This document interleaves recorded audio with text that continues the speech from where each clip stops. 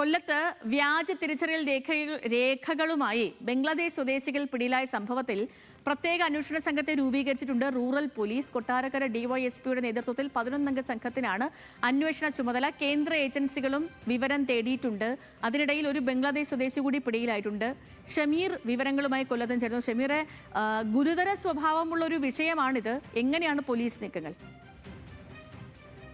സേതുലക്ഷ്മി, കൂടുതൽ ബംഗ്ലാദേശികൾ കൊല്ലം ജില്ലയിൽ നിന്നും പിടിയിലാകുന്ന ഒരു സാഹചര്യത്തിലാണ് ഇത്തരത്തിൽ മിലിറ്ററി ഇന്റലിജൻസ് അടക്കമുള്ള ഏജൻസികളെ ഏകോപിപ്പിച്ചുകൊണ്ടൊരു അന്വേഷണ സംഘത്തെ കൊട്ടാരക്കര ഡിവൈഎസ്പിയുടെ നേതൃത്വത്തിൽ ഉണ്ടാക്കിയിരിക്കുന്നത്. 11-അംഗ സംഘമാണ് നിലവിൽ ഇത് അന്വേഷിക്കുന്നത്. സെൻട്രൽ IB ഉൾപ്പെടെയുള്ള ഏജൻസികൾ ഇതിൽ വിവരശേഖരണം നടത്തുകയും ചെയ്യുന്നുണ്ട്.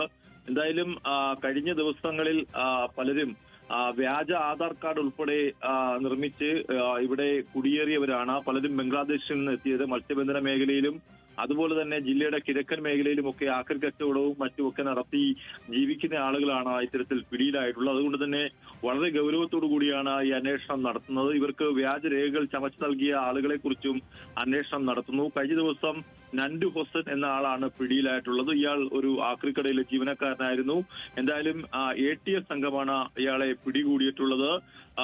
ഈസ്റ്റ് പോലീസിന് ഇയാളെ കൈമാറുകയും ചെയ്തിട്ടുണ്ട്. എന്തായാലും ഇയാളെ ഇന്ന് കോടതിയിൽ ഹാജരാക്കുകയും ചെയ്തു. എന്തായാലും രാജ്യവിരുദ്ധ പ്രവർത്തനം സംബന്ധിച്ചുള്ള പരിശോധന, അതായത് രാജ്യവിരുദ്ധ പ്രവർത്തനം നടത്താനായിട്ടാണോ ഇത്തരം ആളുകൾ ഇവിടേക്ക് കടന്നിട്ടുള്ളത് എന്നുള്ള വിവരങ്ങളാണ് കേന്ദ്ര ഏജൻസികൾ അന്വേഷിക്കുന്നത്. എന്തായാലും വളരെ ഗൗരവത്തോടു കൂടിയുള്ള അന്വേഷണമായതുകൊണ്ട് തന്നെ അതിന്റെ രഹസ്യ സ്വഭാവം പോലീസും കാത്തു സൂക്ഷിക്കുന്നുണ്ട്. ചെയ്തു. ഓക്കെ, ശരി ഷമീർ, ശരി.